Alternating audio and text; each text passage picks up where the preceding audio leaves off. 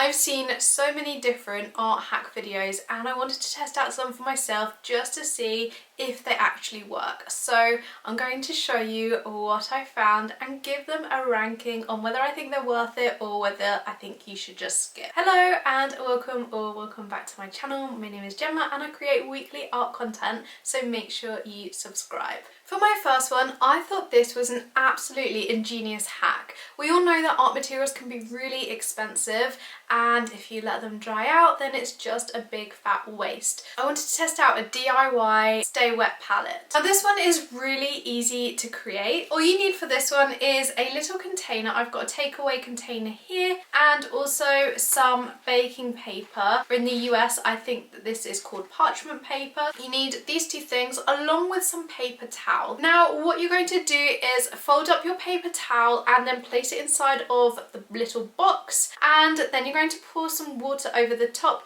to make sure that that paper towel is fully saturated with water. And then on top of that you're going to place your parchment paper or your greaseproof paper, and then you can use this as a stay wet palette. You can then place the lid on top and this will help your paints to last a little bit longer, so you then don't waste as much paint or it doesn't dry out in between your painting sessions. Stay wet palettes can be really expensive, so I thought this was a really excellent little hack and definitely one that I'm going to be using again in the future. So I'd give this one a 10 out of 10. Definitely recommend that you try this yourselves. Staying on the theme of paints, I wanted to test out this hack that I had seen to make your paints a little bit more luxurious, or to kind of get rid of that transparent effect with them. I've got these ones here which I bought from B&M. They are, in my opinion, absolute trash. I don't like them all that much. I find them really sticky. They're also quite transparent. However, I thought these would be absolutely perfect to try out the hack testing with the corn flour or cornstarch, and I was not wrong. So as you can see, just with the paint on its own, it's quite streaky, it's quite transparent. You don't get a very good finish with this cheap paint. However, when I then put some of that corn flour or cornstarch in with my paint, it then thickened it and it had a really nice opaque finish. It was also a lot smoother. It felt really nice and silky, and it went down on the paper a lot better than just on its own. So if you've got some cheap paints laying around and you want to enhance them a bit, buy yourself some cornstarch or corn flour and add that to your paints, and honestly it will make such a difference. I then went a step further to see if I could use this as an impasto medium, because mediums can be quite expensive sometimes and this could be a good cheap way to get the same sort of effect. However, I did find it didn't work as well for an impasto effect because the paint then started to crack a little bit, and you know, if you're wanting to use this on a canvas it would then not look so great. So definitely good for smooth and light finishes, but not so good for those really thick heavy body paintings that you might want to see some texture in. But I would definitely give this a go. I think I would give this one 8 out of 10 because it did feel at the end a little bit sort of chalky, I guess you could describe it as. Sort of the paint felt a little bit chalky on the paper. Okay, this next one I had seen all over the place. People using a hand sanitizer to revive their markers. Now my hand sanitizer is a 70% alcohol hand sanitizer that I've got here, and I used it with 2 of my alcohol markers that had started to fade a little bit and they weren't working so great. I really had high hopes for this because I'd seen loads of videos on it where people had used it and their alcohol markers then came out really bright, really vibrant again. However, for me, I found that the alcohol markers, the colour wasn't so vibrant. They started to come through as more of a pastel colour.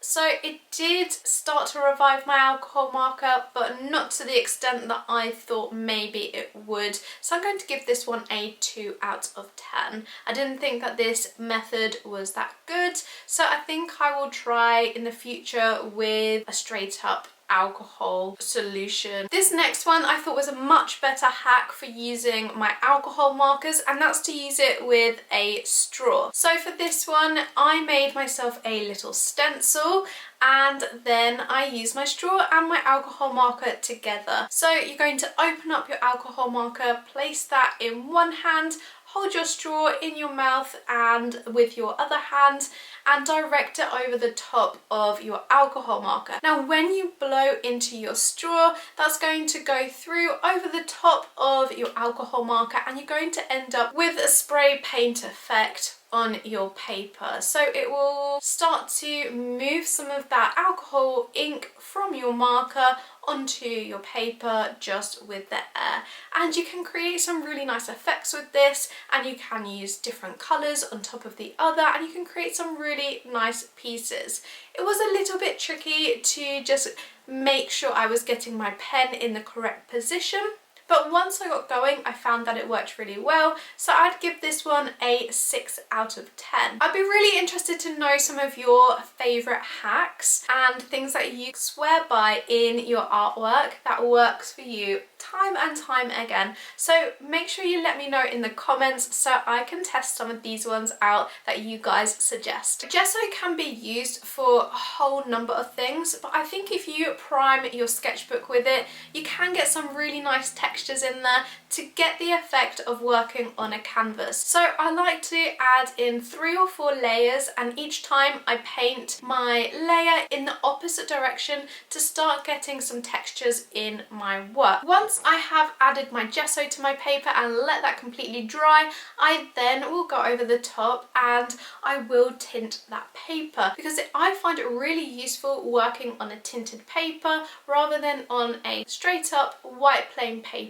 One, I really like to see some of the colours popping through, and 2, you can get a better idea of colour when you're working on a tinted paper. I also like to work with colour theory when I'm using this method. So for example, if I'm wanting to use quite a lot of blue in my artwork, I might choose to tint my paper with an orange, and then that way I have those complementary colours in my work. But I would highly recommend gessoing your paper to get that texture in, and then I would recommend that you tint your paper as well. So I'm going to give this one an 8 out of 10. It's not a really big hack, but it does make a massive difference. This one is another one that I had seen all over the internet. I've seen it on TikTok recently. This is for any paintbrushes that you might have that are really scraggly and they may look like they're past their best, or you might just want to put them to the side for using to create texture in your artwork. So for this one, you do need some boiling water and you need those paintbrushes. I was a bit skeptical on whether this one would work or not, but I went ahead, gave it a go,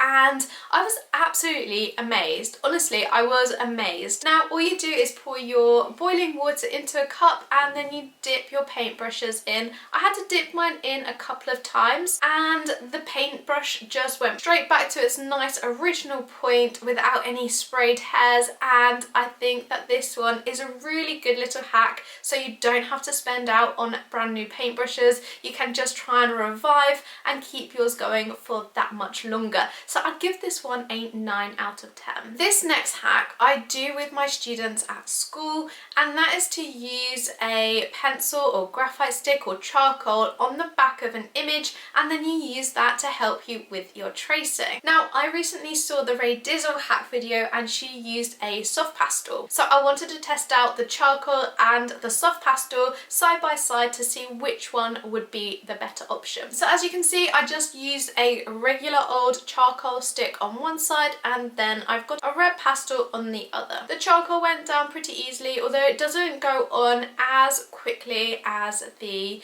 soft pastel. However, I don't get as much dust coming off of my charcoal as I do the soft pastel. So I think for that I prefer the charcoal method to the soft pastel, because when I then put my paper down to trace over it, I found I had quite a lot of dust that transferred over onto my paper that I was drawing on, whereas I didn't get as much of that from my charcoal. I personally prefer the charcoal because not as much of the dust transferred across with my lines. However, you can find whichever one works for you. I think that this is a really good technique and it is one that I use with my students.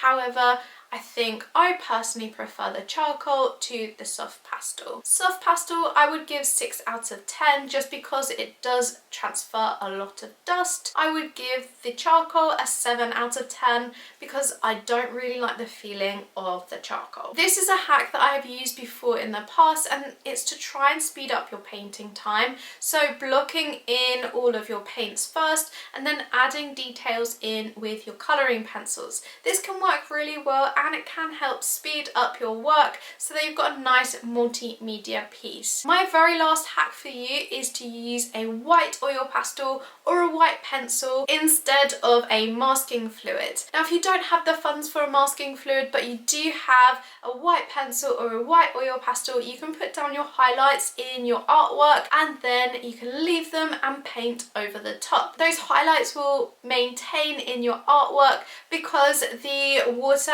and the oil or the wax in the colouring pencil, they don't like one another, so they're going to create a wax resist, and this way you don't then have to peel any of that off your page like you would with a masking fluid. You can just leave it as is. The only issue with this one though is that if you wanted to then paint in some of those highlights, it's going to be very, very difficult because you do have that oil pastel or that colouring pencil on your page, so it's not as removable as your masking fluid. So I would give that one a 7 out of 10 just because you can't remove it if you make a mistake, and it's not as forgiving maybe as a masking fluid. But I think it's a very good technique if you're on a budget and you have those other art materials but you don't have a masking fluid. Okay, so those are all of the art hacks that I have for you today. Let me know in the comments some of the art hacks that you swear by so I can test them out and give you my thoughts. If you have enjoyed today's video, make sure you give it a big thumbs up and also